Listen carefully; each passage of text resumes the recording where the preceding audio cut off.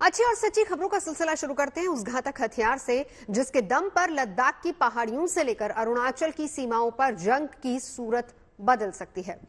हिंदुस्तान के तोप बेड़े में अब तक आपने एक से बढ़कर एक तोप देखी होंगी और सुनी होंगी, लेकिन अब जिस तोप को हिंदुस्तान की सेना खरीदने जा रही है ये उसकी अपनी मेहनत का नतीजा है और इसकी खूबियां ऐसी हैं कि दुश्मन को दहला दे।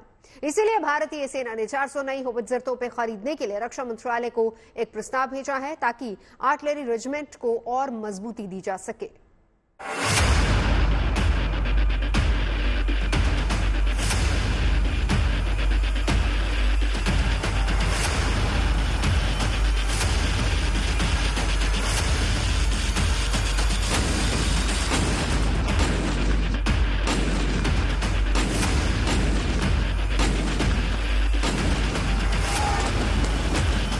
ये गरज, ये गूंज, ये वार, ये प्रहार, ये है हिंदुस्तान की आर्टिलरी का सबसे मॉडर्न और सबसे विध्वंसक हथियार, जिससे सामना करना दुश्मन के बस की बात नहीं। ये है DRDO का बनाया देसी होवित्जर, जो LAC से LOC पार बैठे दुश्मनों का चैन छीन लेने वाला है, उसे कई किलोमीटर पहले मौत की नींद सुलाने वाला है। भारतीय सेना अपनी तोप खाने की ताकत को धार देने में जुटी है। उसी का अहम हिस्सा है ये देसी होवित्जर तोप, जिसे जाना जाता है अटैक्स यानी advanced towed artillery gun system के नाम से। खबर है कि 400 नई होवित्जर तोप यानी कि अटैक्स को खरीदने का प्रस्ताव IDDM की तरफ से रक्षा मंत्रालय को दिया गया है, जिस पर कुल 6,500 करोड़ रुपए का खर्च आएगा। भारतीय सेना के लिए 400 होवित्जर तोप खरीदने का फैसला कई मायनों में अहम है, क्योंकि पहली बार है जब भारतीय सेना अपनी जरूरत को पूरा करने के लिए देश में बनी 155 मिलीमीटर कैटेगरी की तोपें खरीदने जा रही हैं, क्योंकि भारतीय सेना को लंबे समय से बड़ी संख्या में होवित्जर तोप की जरूरत है। वो फोर्स तोप भारतीय सेना की लंबे समय से जरूरत को पूरा करती रही है, लेकिन अब मेक इन इंडिया के जरिए भारतीय सेना के लिए 400 से के आसपास होवित्जर तोप खरीदने की बात की जा रही है। इसमें 155 मिलीमीटर कैटेगरी में चाहे बात धनुष हो जो देश में बनी हुई है, उसके अलावा सारंग, ULH, इस तरह की तमाम जो मेक इन इंडिया के जरिए अलग अलग कंपनियां देश के अंदर तोप तैयार कर रही हैं, उनके लिए भी एक बड़ा मौका है। भारत की इस लॉन्ग रेंज कैटेगरी के ताकतवर तोप को DRDO ने डिजाइन और डेवलप किया है, जिसकी गिनती दुनिया के सबसे एडवांस तोपों में हो रही है। इसकी मारक क्षमता दुनिया में सबसे ज्यादा है। अटैक्स तोप का हल्का वजन इसकी असली ताकत है, जिससे इसके मूवमेंट में आसानी होती है। इसे सड़क मार्ग के जरिए या हेलीकॉप्टर से उन दुर्गम पहाड़ी इलाकों में आसानी से ले जाया जा सकता है, जहां टैंकों को पहुंचाना आसान नहीं होता। हल्का वजन होने से इसे चिनूक से एयरलिफ्ट किया जा सकता है। और सबसे खास बात, चीन और पाकिस्तान दोनों ही सरहद पर, चाहे बात लद्दाख की जाए, अरुणाचल की जाए, ऊंचाई वाले इलाके में जहां पर भारतीय सेना पिछले कई समय से ऐसी लंबी दूरी तक मार करने वाली तोपों की कमी से भी जूझ रही है, उस कमी को भी पूरा करने की दिशा में ये 400 तोपों को खरीदने का जो सौदा है वो काफी महत्वपूर्ण साबित होगा। हल्की होने की वजह से दुश्मन पर गोला दागने के बाद ये अपनी जगह आसानी से बदल देती है, जिससे दुश्मन के टारगेट पर आने से ये आसानी से बच सकती है। 155 mm कैटेगरी की ये तोप वो घातक हथियार है जो अपनी रेंज से दुश्मन को सरहद के उस पार भी तबाह करने की ताकत लिए हुए है। इसके वार को धार देता है इसका नाइट विजन और कम्युनिकेशन सिस्टम, जो कि पूरी तरह वायरलेस है। भारतीय सेना की ताकत को इन्हीं तोपों के बेड़े से अब लैस करने की तैयारी है, और इस तैयारी के पीछे है सोची समझी रणनीति। पाकिस्तान और चीन बॉर्डर पर बढ़ते तनाव और घुसपैठ की आशंकाओं के बीच DRDO के इस आविष्कार से सेना के लैस होने का मतलब दुश्मनों की नींद उड़ जाना है। जो इंडिजिनसली बनाया जा रहा है, और अभी जो 155 mm 52 कैलिबर का जो टोड गन सिस्टम्स है, तो ये सब जो है हम लोग के मेक इन इंडिया तहत पूरे ये सब वेपन सिस्टम्स और आर्टिलरी गन सिस्टम्स ये पूरे हम लोग के मैन्युफैक्चर हो रहे हैं। तो मॉडर्नाइजेशन थ्रू इंडिजनाइजेशन के लिए हम लोग के जो आर्टिलरी है उसको एक बहुत बड़ी टीथ मिल जाएगी, जिसकी वजह से हमारे काफी सशक्तिकरण हो जाएगा। लड़ाई के दौरान भी हम लोग को किसी और के ऊपर निर्भर नहीं होना पड़ेगा। होवित्जर का ये देसी संस्करण जंग की सूरत में भारतीय सेना का न केवल ढाल बनेगा बल्कि दुश्मनों का काल भी। इसे देसी बोफोर्स भी कहा जा रहा है। वही बोफोर्स तो जिसने 1999 में करगिल की जंग के दौरान पाकिस्तान के खिलाफ भारत ने इस्तेमाल किया, जिसने जंग की सूरत बदल दी और पाकिस्तान को घुटनों पर ला दिया। ईस्टर्न लद्दाख का इलाका हो या द्रास सेक्टर की ऊंची पहाड़ियां, दोनों ही मोर्चों पर इस तोप का दम दुश्मनों के छक्के छुड़ा देगा, जो सेना की शक्ति और शोहरत में नई इबारत लिखेगा। मंजीत नेगी के साथ bureau report, good news today. तो इस रिपोर्ट में साफ है कि भारतीय सेना का ये हथियार किस तरह उसकी मदद पहाड़ी और दुर्गम इलाकों में करने वाला है। सिर्फ पहाड़ी नहीं बल्कि मैदान हो या फिर रेगिस्तान, दिन हो या फिर रात, इस स्वदेशी तोप का वार दुश्मन को दहलाने के लिए काफी है। बॉर्डर पर ये सेना की शक्ति को न केवल बढ़ाने वाला है बल्कि उसकी सिक्योरिटी लाइन का ढाल भी बनने वाला है। तो चलिए अब जरा इस स्वदेशी तोप की खूबियां भी आपको बता देते हैं, जिसमें सबसे बड़ी खूबी, इस तोप की सबसे बड़ी पहचान ये है कि इससे सबसे एडवांस गन सिस्टम के तौर पर जाना जाता है। दूसरा, इसकी एक और खूबी है कि ये combat command and control system से लैस होती है, यानी कि इसको चलाने के साथ ही इसके हर सिस्टम और मूवमेंट पर नजर रखी जा सकती है। इसकी एक और खासियत यह भी है कि इस तोप से निशाना लगाने के लिए थर्मल साइट सिस्टम लगा है। मतलब ये कि रात में भी इससे सटीक निशाना लगाया जा सकता है। इस तोप के साथ जंग की सूरत में ऑटोमेटिक मोड फायरिंग का विकल्प भी चुना जा सकता है, यानी कि सेल्फ लोडेड की सुविधा भी यहां मिल सकती है। इतना ही नहीं, वायरलेस और कम्युनिकेशन की सुविधा से लैस होने की वजह से इससे संदेशों को भी भेजा जा सकता है। इस तोप से -30 डिग्री से लेकर 75 डिग्री सेल्सियस के तापमान में फायरिंग की जा सकती है। और इस तोप की फायरिंग क्षमता यानी कि रेंज की अगर बात की जाए तो 48 किलोमीटर दूर तक ये फायर कर सकती है। और इस तोप की बैरल की लंबाई 26.44 फीट है, जिससे हर मिनट में 5 गोले दागे जा सकते हैं। तो होवित्जर के इस देसी अवतार की ये खूबियां बॉर्डर एरिया के लिहाज से इसे न केवल मुफीद बनाती हैं बल्कि दुश्मनों को ये बताने के लिए भी काफी है कि उसकी एक गुस्ताखी किस तरीके से उस पर भारी पड़ सकती है। आगे बढ़ेंगे, बात अब चीन में चल रहे 19वें एशियन गेम्स की, जिसके 6वें दिन भारतीय खिलाड़ियों का प्रदर्शन शानदार रहा। खासकर शूटर्स की अगर बात करें, जिन्होंने आज 2 गोल्ड और 3 सिल्वर मेडल भारत की झोली में डाले हैं। एक तरफ जहां 50 मीटर राइफल 3 पोजीशन में मेंस टीम ने भारत को गोल्ड मेडल दिलाया, तो वहीं दूसरी तरफ बेटियों ने भी 1 गोल्ड 1 सिल्वर शूटिंग में अपने नाम किया। भारत 6वें दिन 33 पदकों के साथ अब मेडल टैली में 4थे पायदान पर है।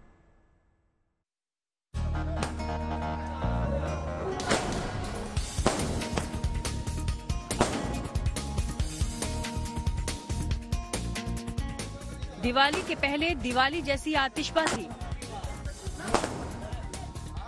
लड्डुओं से एक दूसरे का मुंह मीठा कराते लोग और बेटी के नाम का जय घोष करते गांव वाले। पलक बेटी की जय।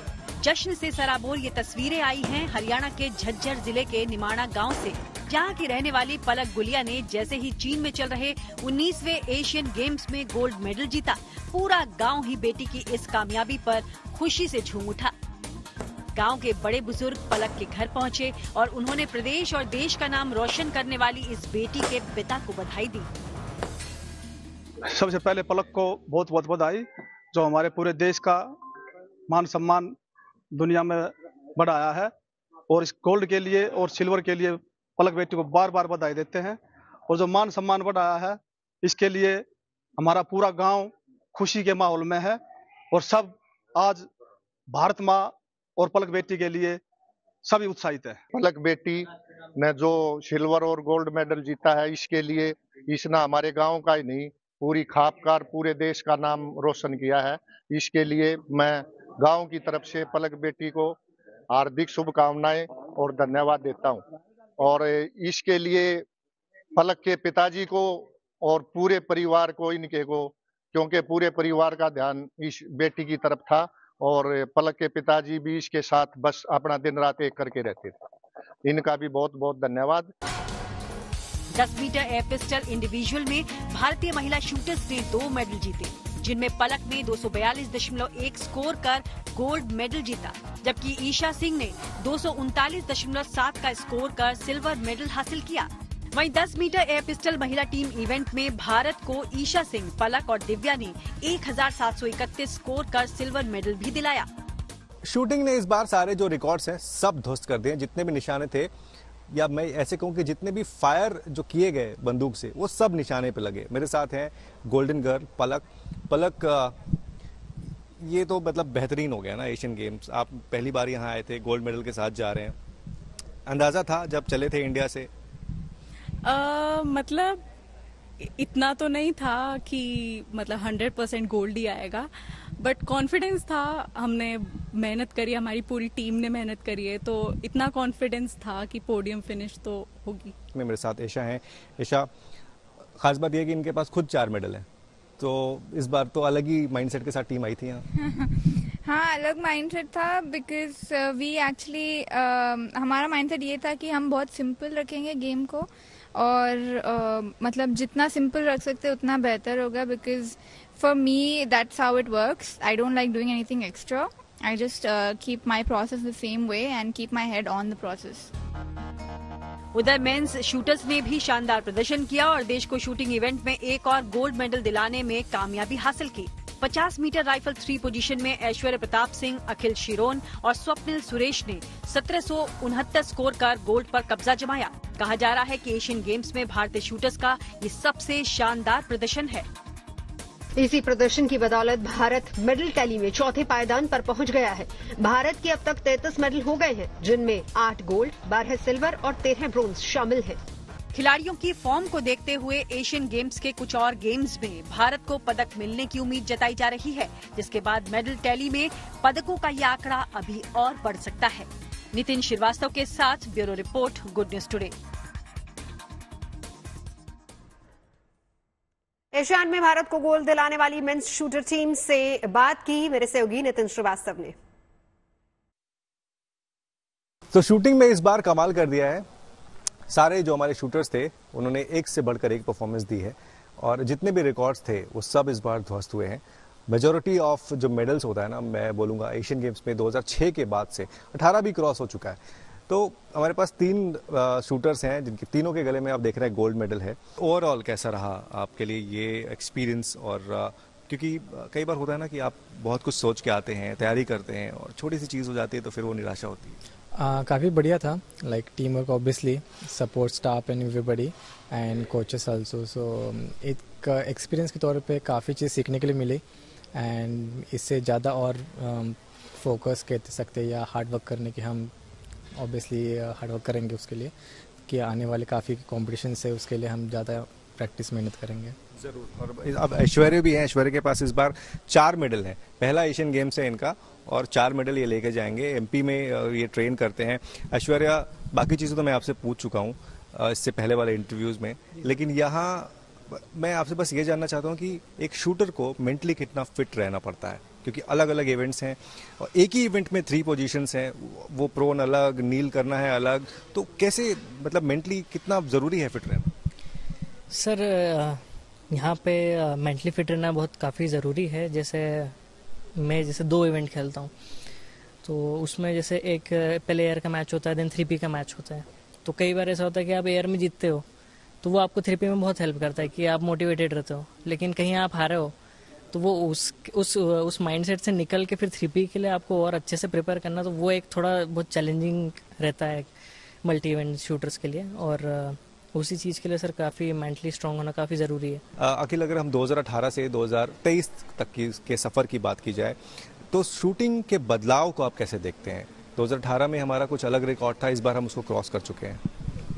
सर, बदलाव तो बहुत ज़्यादा है। जो एथलीट्स हैं एकदम यंग जनरेशन आ गई है, यंग माइंडसेट है, काफ़ी हौसले वाले एथलीट्स हैं, और सभी के में एक अलग ही जज्बा है परफॉर्मेंस देने का, सब अपनी एक अलग लेवल की डेडिकेशन है। सो ये सारी चीज़ें काफ़ी हद तक आई हैं और यंग जनरेशन में एक अलग तरीके से जोश होता है। और अब एक ऐसी खबर जिसके बारे में जानना आपके लिए बहुत जरूरी है, खासकर दिल्ली एनसीआर के इलाके में रहने वाले लोगों के लिए। सर्दी का सीजन शुरू होने वाला है, बस कुछ ही महीने बाकी हैं। सर्दियों के आते ही दिल्ली एनसीआर के कई शहरों में वायु प्रदूषण की समस्या सर उठाकर खड़ी हो जाती है, जिसके कारण लोगों का घरों से बाहर निकलना मुश्किल हो जाता है। पोल्यूशन की इस गंभीर होती समस्या से निपटने के लिए हर साल दिल्ली की केजरीवाल सरकार विंटर एक्शन प्लान बनाती है, जिसके तहत दिल्ली को गैस चैम्बर बनने से रोकने वाले बहुत सारे कदम और दिशा निर्देश जारी किए जाते हैं। इस साल की सर्दियों के लिए ऐसे ही विंटर एक्शन प्लान का ऐलान कर दिया गया है, जो कि 15 पॉइंट्स का बनाया गया है, जिसके बारे में जानकारी देते हुए दिल्ली के मुख्यमंत्री अरविंद केजरीवाल ने बताया कि इस साल भी खुले में कूड़ा जलाने पर रोक होगी और पटाखे बैन होंगे।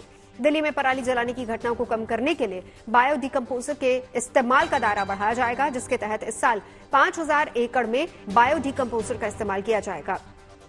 दिल्ली में होने वाले वायु प्रदूषण के प्रमुख कारणों में एक है डीजल पेट्रोल से चलने वाली गाड़ियां और धुआं। लिहाजा गाड़ियों में पीयूसी सर्टिफिकेट की जांच तेज की जाएगी और 10 साल से पुरानी डीजल गाड़ियों जबकि 15 साल से पुरानी पेट्रोल गाड़ियों पर रोक को लागू करने के लिए 385 टीमें बनाई गई हैं। साथ ही साथ राजधानी में जाम वाली 90 सड़कों की पहचान की जाएगी, जहां ट्रैफिक को कम करने के लिए वैकल्पिक इंतजाम किए जाएंगे। कंस्ट्रक्शन साइट्स पर निगरानी के लिए 551 टीमें बनाई गई हैं, जो कि डस्ट पोल्यूशन में कमी के लिए काम करेंगी। बड़े कंस्ट्रक्शन साइट्स पर एंटी स्मॉग गन लगाने के लिए कहा गया है, ताकि धूल के बेहद महीन कणों को उड़ने से रोका जा सके। सड़कों की सफाई के लिए 82 मैकेनिकल स्वीपिंग मशीनें, पानी का छिड़काव करने के लिए 530 वाटर स्प्रिंकल और 258 एंटी स्मॉग गन को राजधानी के अलग अलग इलाकों में तैनात किया गया है। इतना ही नहीं, इस विंटर एक्शन प्लान के तहत डीपीसीसी यानी कि दिल्ली पोल्यूशन कंट्रोल कमेटी ने शहर में प्रदूषण वाले 13 हॉटस्पॉट्स की पहचान की है, जहां प्रदूषण को रोकने के लिए अलग एक्शन प्लान बनाया गया है और इसके लिए 13 टीमों का गठन किया गया है, जो प्रदूषण फैलाने वालों के खिलाफ कार्रवाई करेगी। तो वहीं एक ग्रीन वॉर रूम भी बनाया गया है, जिसके जरिए 24 घंटे निगरानी रखी जाएगी और ग्रीन दिल्ली ऐप के जरिए राजधानी के लोग भी प्रदूषण फैलाने वालों की शिकायत कर पाएंगे और साथ ही साथ लोगों को भी जागरूक करने के लिए सरकार की ओर से अभियान चलाया जाएगा। और तो और ई वेस्ट के लिए 20 एकड़ जमीन पर ई वेस्ट पार्क बनाया जा रहा है और इसके अलावा जरूरत पड़ने पर हर साल की तरह ग्रैप यानी कि ग्रेडेड रिस्पांस एक्शन प्लान को भी लागू किए जाने की जानकारी मुख्यमंत्री अरविंद केजरीवाल ने दी है। प्रदूषण से निपटने की तैयारियों के बीच एक अच्छी खबर आई है चंडीगढ़ से, जहां पर चंडीगढ़ पीजीआई के प्रोफेसर डॉक्टर रविंद्र खैरवाल का कहना है कि इस साल पराली जलाने की घटनाएं कम हो सकती हैं। उन्होंने इसके पीछे क्या वजह बताई है, वो भी सुनिए। इस वक्त हमारे साथ मौजूद हैं डॉक्टर रविंद्र खैरवाल, जो पीजीआई में प्रोफेसर ऑफ एनवायरमेंटल हेल्थ देखते हैं। डॉक्टर खैरवाल, सबसे पहले तो ये बता दीजिए कि अब की बार जो नाड़ है उसके मामले बढ़ेंगे या कम होंगे, उसके लिए क्या वैज्ञानिक कारण आप जिम्मेवार मानते हैं? देखिए, इस बार अगर हम देखें तो central government, state government, commission on air quality management, national clean air program, सभी जो स्टेक होल्डर हैं जिसमें फार्मर भी है, इंडस्ट्री भी है, मिल के प्रयास किए हैं। तो डेफिनेटली इस साल जो फायर काउंट है वो कम देखने को मिलेगा और कुछ हमारी आपने बताया जैसे कि फ्लड रही, ये रही, तो उस वजह से भी थोड़ी कमी देखने को मिलेगी। खबरें सच्ची होनी चाहिए, अच्छी खुद ब खुद लगती हैं। Navjot Randhawa signing off. आप सुन रहे हैं गुड न्यूज और देखते रहिए गुड न्यूज टुडे।